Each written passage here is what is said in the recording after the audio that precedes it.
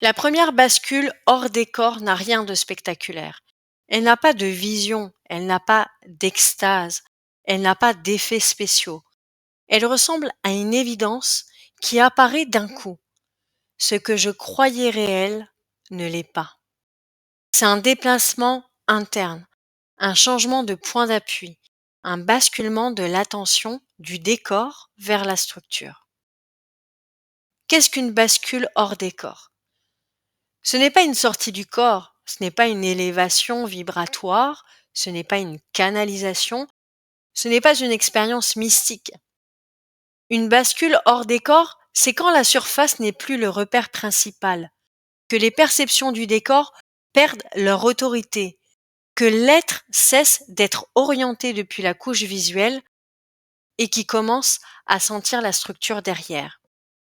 C'est une translation de conscience sans émotion, sans exaltation, qui modifie la perception du réel. Les signes internes d'une première bascule sont très simples mais radicaux. Le premier, c'est que le décor perd sa solidité. Tu comprends qu'il est un rendu, pas un réel. Le deuxième, c'est que le corps arrête de réagir comme avant. Moins d'émotions automatiques, moins de dérivation, moins de confusion et plus de densité. 3. Le mouvement interne devient plus clair. Tu sens la différence entre ce qui t'oriente depuis le décor et ce qui vient de ton axe réel. 4. La pensée n'est plus le centre. C'est une autre forme d'intelligence qui passe devant. Et 5. Les illusions brillantes deviennent visibles. Ce qui séduisait n'a plus aucun attrait. Pourquoi cette première bascule arrive? Parce que la structure interne devient plus dense que le décor. Tu ne découvres pas la vérité, tu reviens à ta propre architecture. Ce n'est pas un éveil, c'est une remise en fonctionnement. La première bascule a lieu quand l'avatar perd son monopole sur la perception. Ce qui change après la bascule, c'est la vie extérieure qui peut rester identique, mais l'expérience intérieure ne sera plus jamais la même. Les mécanismes du décor deviennent visibles. Tu observes les scripts, les dérivations, les inversions. Tu distingues immédiatement ce qui vient du décor de ce qui vient de toi. Tu réagis beaucoup moins parce que tu n'es plus accroché au décor. Tu gagnes une stabilité que rien n'expliquait auparavant. Et tu ne cherches plus des réponses, des validations ou des signes.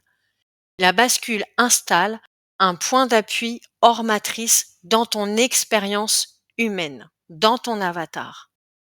Alors comment reconnaître que ce n'est pas le mental? Parce que ce n'est pas excitant, ce n'est pas euphorique, ce n'est pas dramatique.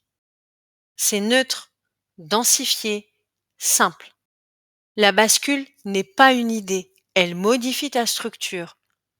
Tu ne comprends pas, tu vois. Le risque principal après la bascule, c'est la récupération du décor. Le décor va tenter de te ramener dans l'émotion, te ramener dans la pensée, te ramener dans la dérivation, te ramener dans les anciennes boucles, pas par malveillance, mais parce qu'il est conçu ainsi. La vigilance est simple, rester dans le point d'appui interne. Alors comment stabiliser cette bascule? 3 choses. La première, c'est de continuer de voir la structure. Ne te laisse pas réabsorber par la surface.